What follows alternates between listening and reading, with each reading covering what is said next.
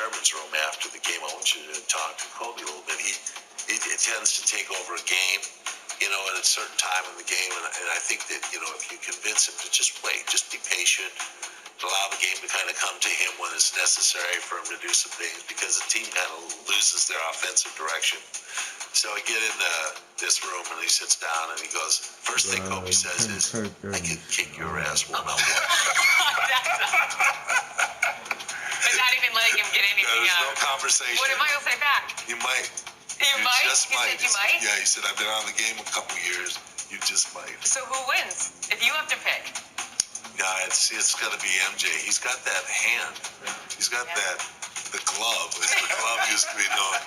But when a guy can pick the ball up with one hand when he's dribbling, like, Michael could do that and take the ball in the basket, it's very difficult. I mean, I have an affinity and an affection that's a little creepy for Michael Jordan, and I know I'm not alone in that, but favorite Michael Jordan moment? This is just for my own personal sake. I'm asking you this. Well, I think the moment that means a lot to me was the last game that we were on the floor together against Utah.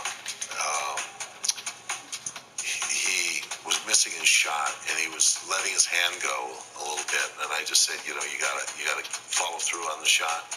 And then I said, listen, we've got 30-some seconds, 9 seconds. There's a timeout. They're not going to call a timeout. We're down by 3. This is what we're going to run. When you score, when they come back, they're going to go to Carl. Come back and strip him. You can come back and strip him in this situation. You know the play. You know what they're going to do. They're going to cross pick, and Hornacek's going to set it and see if you can't get the ball out of his hands. And he did it.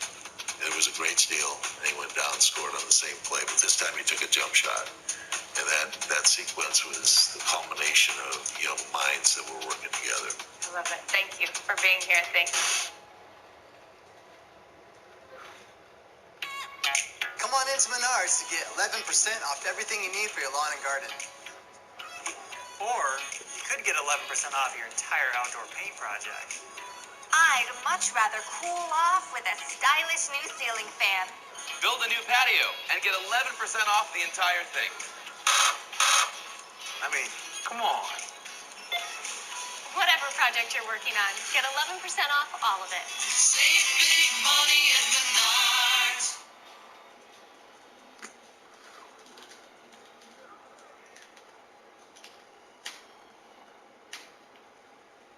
Just about everybody was a Michael Jordan fan in the 80s and 90s. He was a champion on the court, and he got lots of good publicity, including funny ads and a role in Space Jam.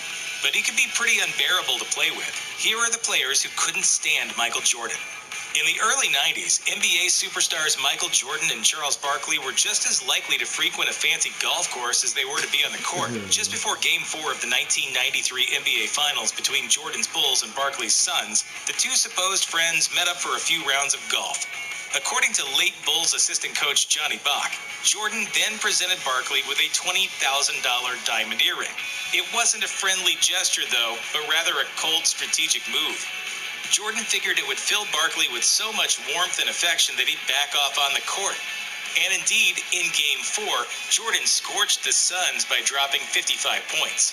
Barkley later struck back, publicly and effectively. He's now a broadcaster on TNT's Inside the NBA. In 2012, he used that pulpit to criticize Jordan for hiring too many unqualified cronies for jobs in the front office in his role as the primary owner of the Charlotte Bobcats. As a result of those comments, Barkley says that Jordan ended their friendship. They know when you're being dishonest and disingenuous. I'm going to do my job, plain and simple. You think the rift's able to be repaired? Always. Hall of Famer Robert Parrish never seemed to have beef with anybody, or if he did, he kept it to himself. After all, he was so serious and stoic that he was nicknamed the Chief after the similarly quiet character from One Flew Over the Cuckoo's Nest. So if a player bothered him, he must have really been bothered. After a long and legendary stint with the Boston Celtics in the 80s, Parrish finished his career in the 1996-97 season with the Bulls. The good news was that he won an NBA championship that year. But the bad news was that he had to play with Michael Jordan. In 2012, Parrish told ESPN that after he messed up a play during one of his first practices with the Bulls, Jordan got up in his face and sassed him hard. Parrish wouldn't hear it, though, explaining, I told him, I'm not as enamored with you as these other guys. I've got some rings too. At that point, he told me, I'm going to kick your ass. But Parrish called Jordan's bluff as he continued. I took one step closer and said, no, you really aren't. After that, he didn't bother me. Upon returning to the NBA in 1995 after pursuing a baseball career, Jordan was looking to make up for lost time. He directed a lot of that psychic energy at one player in particular during the Bulls' first-round playoff series against the Charlotte Hornets. With the score tied late in Game 4, 5'3" Hornets point guard Muggsy Bogues had the ball.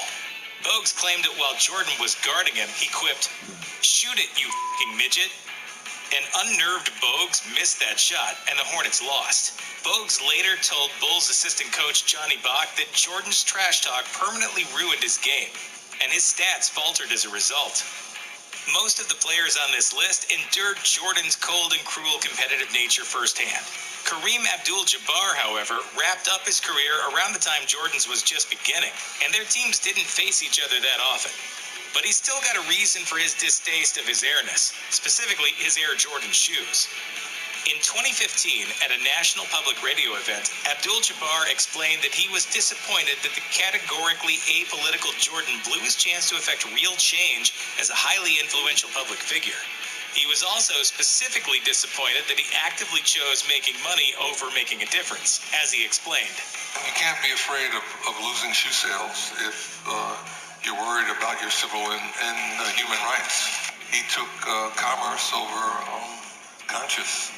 Jordan apparently had a nasty habit of roughing up the bench players on his team. One of his Bulls teammates, Horace Grant, told New York radio station Hot 97 in 2015 about the time that Jordan got extra violent with another teammate, Will Perdue, during a scrimmage. You know, running this play, and Will set a legal pick on MJ. MJ said, Will, don't do it again. So, a crisis was averted momentarily. But then Coach Phil Jackson ordered the squad to try the play again. This led to another illegal screen from Perdue, but that one didn't end with just a polite warning. MJ walks up to Will. Boom. Let him up. It was over. Grant and other players held back Perdue from escalating the situation and attacking the team's star player. The following day, Perdue boarded the team plane with a huge shiner on his face. Steve Kerr is now one of the best coaches in the NBA, having led the Golden State Warriors to 3 titles. He also earned some championship rings in his playing days, 3 with the Bulls in the 90s, and then 2 more with the San Antonio Spurs. Perhaps the toughest opponent he ever faced was his own teammate, Michael Jordan. At one instance during Bulls training camp, things were getting physical and out of control. Jordan got even more aggressive and launched into the trash talk. At some point, his unrelenting smart mouth and hard fouls became too much for Kerr to bear. He started talking back and fouling Jordan. After trading elbows, Jordan exploded. Speaking to Vice Sports, Kerr joked, "I was like the kid in Jurassic Park who got attacked by the Velociraptor." Fists were raised, and Kerr got himself a black eye. But the two eventually made up. Jordan apologized via answering machine message, and Kerr claimed that things were fine from then on, saying, "Getting into that fight, I think I proved that I was tough, that I would stand up to him, and I think he respected that."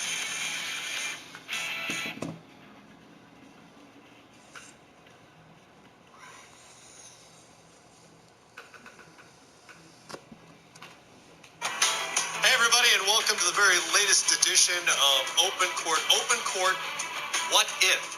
As in, what if we spent an hour on purely hypothetical scenario? All right? Brad Hill, Chris Bosch, Isaiah Thomas, Kenny the Jet Smith, Kevin McHale right over there. I'm Matt Weiner. CB, I'll start with you. What is the biggest what if of your NBA career? Of my decision or decisions that were made around me. I'm gonna always go with what if LeBron would stay.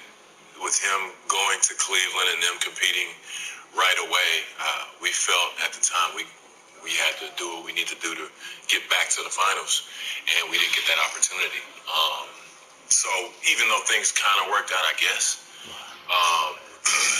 that's always gonna kind of be a what if pretty much for the rest of my life, and that's okay. But I think we could have won at least one more, or at least competed or tried to compete for another one. The Miami Heat are once again NBA champions, LeBron James captures that elusive title he so desperately coveted. Well, you're 4 for 4 in finals, so. Getting to the finals, yeah. 2 for 4, 50% is not bad. But it kind of ended in heartbreak. I remember watching some film from our bench. You could kind of see tears, and I could see tears in my eyes, and it's like, man, I don't remember taking it that tough, but that was, we all kind of knew that this might be the last time we suited up together. And a couple guys retired after that and didn't play anymore. So we kind of had that feeling in the locker room, and to not be able to come back and compete at that level again, that's always going to be what it is. Together, we're a great team. So, he's been weighing all those things. He's his own man, like you say, and he'll make his decisions. But until then, we'll just decompress, reflect over the season, and move on. Kevin, what about you? What's the biggest what if of your NBA career? I got a lot of what ifs, and they were all bad if it happened. I had a blessed career. I'm just telling you. What if Red hadn't changed the first pick and gone to 3 and taken me? I'd have been in Golden State. that would have caused some tears, I think. Probably the biggest what if was in '83. The Knicks were really trying to get me. Free agency had just come in, and it's a whole different stage than it is right now. Right. But it was a free agency that if I signed with New York, there was an arbitrator would have given some pieces from New York to Boston, for me changing teams, and everybody wanted to change teams except for me. Like I wanted nothing to do with going to New York. First of all, I'm a country bumpkin. I like trees better than people, so that New York is not my type of city. And and then Hubie Brown was coaching. I saw Hubie Brown screaming at Marvin Webster one time and said stuff to Marvin Webster. I was like, Marvin, that dude don't like you. Then my coach was going to be K.C. Jones. There's an article every day in the New York paper, the Boston paper. I don't read any of it. Don't even know what's going on. And there's a big war over me going. I have the Players Association calling me up saying, you need to change teams. We have this free agency's finally in, and we want someone to change teams. It would be great for the league. I was like, great for the league? How about great for me? I finally went there's no way I'm leaving. And Red calls me up and says, what's it going to take? To get you here. I told him, and he said, oh, we can do that. It took 2 minutes of talking to Red on the phone, and then I was going back. So what if I had gone to New York, I'd been a miserable human being, I think. Zeke, what about you? Well, my biggest what if is in '88, the call against Lambeer. Kareem. The old man goes up, misses the shot, but goes to the line with 14 seconds to go, and a chance to give the Lakers the lead. We'd be the first team of that era to three-peat. And our lives and our careers would have been totally written differently had he not made that foul or had I not sprained my ankle. You think your life and career would be written differently? Yes. Had we went in 3 and not 2? Yes, absolutely. Why? And how? Because we would have been the first team of that era. The Celtics never three-peated. The Lakers, we would have been the first team in that era to really do it. And that would have set us, when you talk about history now, right, you would always have to mention Detroit. And, you never would have been able to say Celtics, Lakers, and then Chicago, right? For a long time, they had eliminated the Pistons chapter out of the storytelling of the NBA. Had we won 3 in a row, there's no way that they ever could have eliminated from history. Grant? I obviously had a great time in Phoenix. Was healthy there. Played with some great guys, Steve Nash, Amari Stoudemire. But I had a chance to go to LA. And I had a lot of calls and phone calls with Phil Jackson, summer of 2007. And at that time, I'm thinking, Kobe's throwing his teammates under the bus. It's just not going to work in LA. And then they go to the finals that year, and they lose to Boston in 2008, my first year in Phoenix. And